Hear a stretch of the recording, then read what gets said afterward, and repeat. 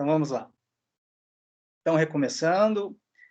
Olá, amigos e amigas do Unisal Lorena. Eu sou o Matheus Dias, monitor de Direito Penal 3, e hoje vamos buscar revisar aqui o Direito Penal. A Camille, que também é monitora de penal, abordou sobre o crime de homicídio nas últimas lives. Se você não viu, corre lá, quando possível, já estão disponíveis para vocês no YouTube, certo? Vamos começar? De início, o que nós temos aqui, pessoal? O crime de aborto. O crime de aborto está previsto lá nos artigos 124 a 128 do Código Penal. E ele se desdobra basicamente em 3 tipos penais que servem de base para o nosso estudo. O aborto provocado pela gestante ou com seu consentimento, o aborto provocado por terceiro com o consentimento da gestante e o aborto provocado por terceiro sem o consentimento da gestante. Então vamos começar aqui com o aborto provocado pela gestante ou com o seu consentimento. Vamos lá. Se vocês estiverem acompanhando aí pelo material, vocês vão ver que temos aí o artigo 124 do Código Penal. Provocar aborto em si mesma ou consentir que outrem lhe provoque. Pena, detenção de 1 a 3 anos. Pessoal, observem que o sujeito ativo, o autor do aborto previsto nesse artigo é a gestante, certo? É o que a doutrina chama de crime de mão própria. Não pode ser cometido por qualquer autor.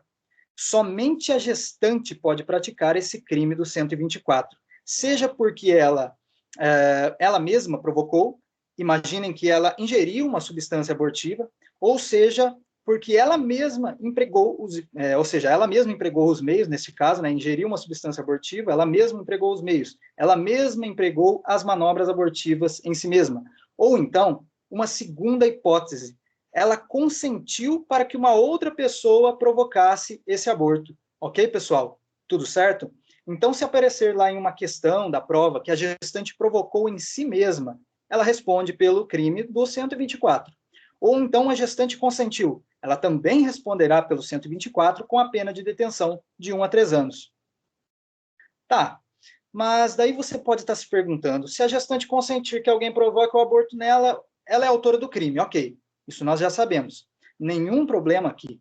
Mas esse alguém, o outro agente que participar, o terceiro que contribuir, vai responder pelo crime do 124 também, Matheus, pelo concurso de pessoas? Pessoal, a resposta é não. Pelo 124, não. Este terceiro, que com o consentimento da gestante praticar o aborto, será autor do fato previsto no artigo 126. Olha lá no artigo 126. Provocar aborto com o consentimento da gestante. Reclusão de 1 a 4 anos. Quem provocar o aborto? O terceiro. A gestante que consentiu responderá pelo 124, ok? Mas o agente, o terceiro, que com o consentimento da gestante provoca o aborto nela, não responderá pelo artigo 124 do Código Penal, em nenhuma hipótese. Este terceiro, que de fato provocou o aborto com o consentimento da gestante, responderá pelo artigo 126 do Código Penal, com a pena de reclusão de 1 a 4 anos. É o chamado aborto consensual, e já é uma pena mais grave, reparem, reclusão de 1 a 4 anos. É o aborto consensual. Quando nós estudamos outros crimes, como homicídio, roubo, furto, dentre outros que veremos mais à frente, quando ocorre o concurso de pessoas, aplica-se a teoria monista, segundo a qual quem de qualquer modo concorre para o crime incide nas penas a este cominadas, na medida de sua culpabilidade, obviamente. Ou seja, a regra é que os agentes, quando estão em concurso, respondam pelo mesmo crime, respondam pelo mesmo tipo penal. Isso vocês viram lá nos primeiros semestres, lá na parte geral. A teoria monista é a regra, pessoal, mas aqui no aborto há uma exceção a esta regra. No aborto, quando a gestante e um terceiro concorrem, aplica-se a teoria pluralista do concurso de pessoas, excepcionalmente. Como assim a teoria pluralista? A gestante responde pelo 124, o terceiro pelo 126. Simples assim, pessoal. Mas agora eu preciso de uma especial atenção de vocês. Eu preciso que você preste atenção em um detalhe muito importante, mas que assim que você entender, eu sei que você não vai se esquecer.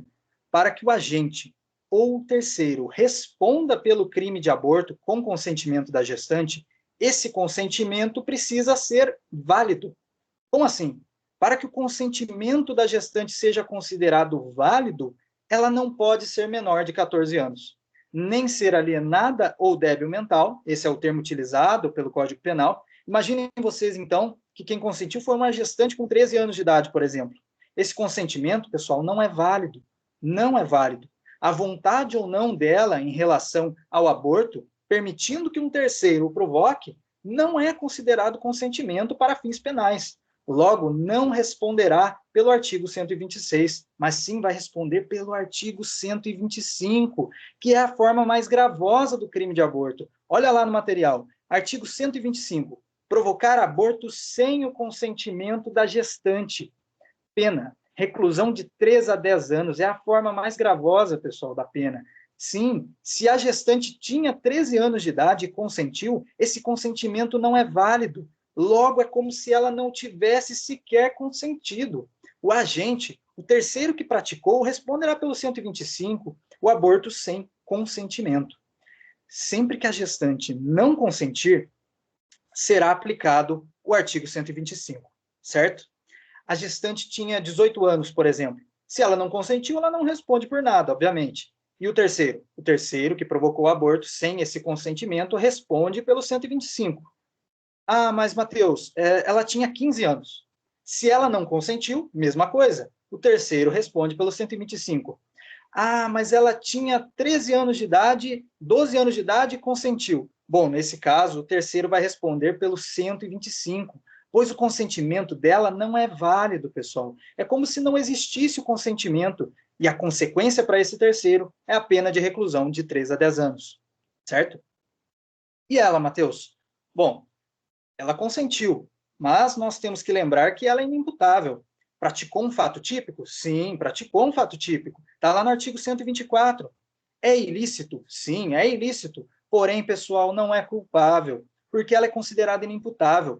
Como crime é fato típico, ilícito e culpável, não há crime. Por falta da culpabilidade, não há crime neste caso.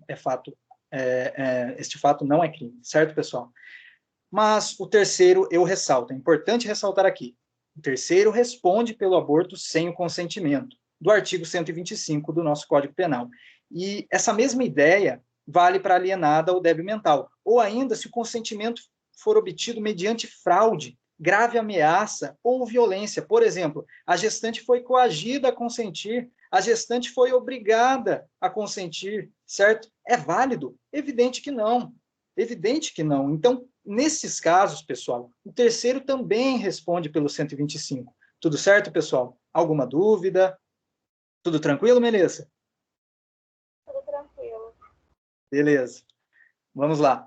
Agora, você precisa saber também das causas de aumento no aborto. Isso é bastante importante para a prova, pessoal. Se o aborto provocado por esse terceiro ou os meios empregados por ele, seja com consentimento ou sem o consentimento da gestante, não importa, ocasionar uma lesão corporal de natureza grave, uma lesão corporal de natureza grave contra essa gestante, a pena é aumentada de 1/3, pessoal. A pena é aumentada de 1/3. E se gerar a morte, é mais grave ainda. A pena é duplicada. Essas causas valem tanto para o artigo 125 quanto o 126. Tá claro, pessoal? Então, são hipóteses aqui de crime pré-ter-doloso. Estas causas de aumento são hipóteses de crime pré-ter-doloso. Há dolo no aborto e culpa no resultado morte ou na lesão, ensejando essas causas de aumento. Sendo considerado, neste caso, pessoal, como um crime único. É um único crime, ok? Mas, Matheus, e se tiver dolo no caso, e se tiver dolo no aborto e dolo no homicídio? Bom, aí não se fala nessas causas de aumento. Podemos estar, por exemplo, diante de um concurso material de crimes, mas é uma outra hipótese, eventualmente, certo? As causas de aumento que nós acabamos de ver valem no caso de dolo no aborto e culpa no resultado que causar, seja lesão, seja morte, certo? Então é considerado, neste caso, um único crime. É considerado um único crime, um crime pré-ter-doloso, quando tiver dolo no aborto e culpa no resultado, seja morte ou lesão. E aí sim incidem essas causas de aumento que nós vimos agora há pouco, de 1/3 no caso de lesão corporal de natureza grave e duplicada no caso de morte. Certo, pessoal? Gente, alguma dúvida? Podem mandar aí, fiquem à vontade, certo? Então, agora, por fim, pessoal, eu acho importante aqui que a gente faça uma observação relacionada àquelas situações em que o aborto não é punido. Para fechar aqui sobre o crime de aborto, eu preciso falar com vocês sobre aquelas situações em que o aborto não será punido, pessoal. Sim, existem situações, existem hipóteses em que, mesmo ocorrendo o aborto, nem a gestante, nem o terceiro irão responder.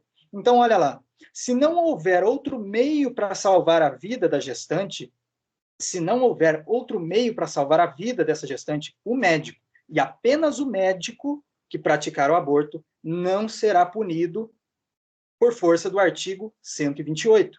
A gestante corre perigo de vida, e inexiste outra forma, inexiste outro meio para salvá-la, e o médico, em razão disso, interrompe a gravidez. É o chamado aborto terapêutico ou necessário. O próprio nome indica, é um aborto necessário, terapêutico, e é permitido pelo nosso Código Penal. Mas essa excludente prevista no artigo 128 só vale para o médico, somente para o médico.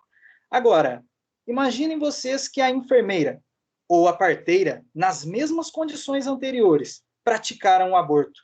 E aí? E aí, pessoal? Elas respondem pelo aborto? Pessoal, elas não respondem. Elas não responderão pelo aborto, mas não por causa do artigo 128. Olhe bem, não por causa do artigo 128, mas sim por força do artigo 24 do Código Penal. Ou seja, no caso do médico, é o aborto terapêutico do 128, ok? Mas no caso da enfermeira, da parteira, é possível a aplicação do estado de necessidade.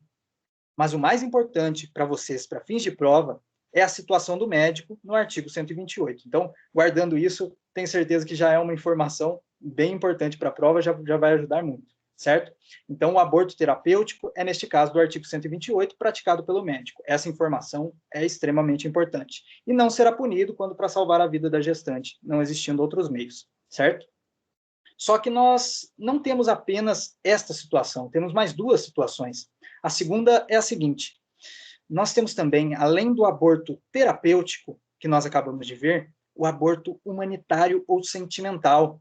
Naqueles casos, pessoal, em que a gravidez resultar de estupro ou de estupro de vulnerável, certo? Então, naqueles casos em que a gravidez resultar de estupro, o médico que vier a praticar o aborto também não será punido.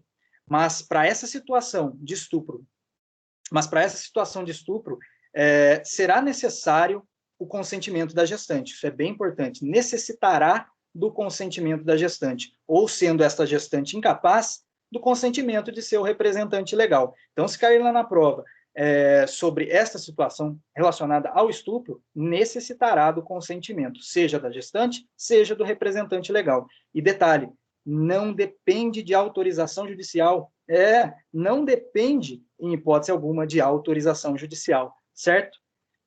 Por fim, pessoal, temos o aborto nos casos de feto anencéfalo, que foi autorizado por força de decisão do Supremo Tribunal Federal na ADPF 54. Então, atenção a isso, pois, na hipótese de feto anencéfalo, é permitida a interrupção da gravidez. Não responderá pelo crime de aborto. Tudo certo, pessoal? Para encerrar, eu queria conversar com você sobre alguns últimos detalhes aqui, algumas observações finais e importantes. O crime de aborto é um crime de ação penal pública incondicionada, tá, pessoal? O Ministério Público é o titular para promover a ação penal no caso de aborto e independe de qualquer condição, independe de representação do ofendido, certo? Ok? Por enquanto, só isso já basta vocês saberem. O MP é o titular para promover a ação penal no caso de aborto, independente de condição, ok? E a competência, pessoal? A competência é do tribunal do júri. Por quê? Guardem isso, pessoal, pois é um crime doloso contra a vida. O aborto é punido apenas na forma dolosa, não há modalidade culposa. Logo, a competência é do tribunal do júri. Tá certo? Então, Melissa, tudo bem? Tem alguma dúvida? Fique à vontade. Não, nenhuma dúvida, Matheus. Obrigada. Tranquilo? Obrigado eu, imagina. Então, vamos encerrando aqui, então, nossa primeira live. Pessoal, eu agradeço a presença de todos. Pessoal, qualquer dúvida, fico à disposição. E as revisões continuam ao longo das semanas. Nesta segunda, às 18 horas, a Camille estará aqui com vocês, dando continuidade às revisões de direito penal de direito penal nesta segunda-feira, às 18 horas. E na sexta-feira que vem, no mesmo horário de hoje, às 14 horas, eu volto para nós continuarmos os nossos estudos. Muito obrigado a todos, tenham um ótimo final de semana e tchau, tchau.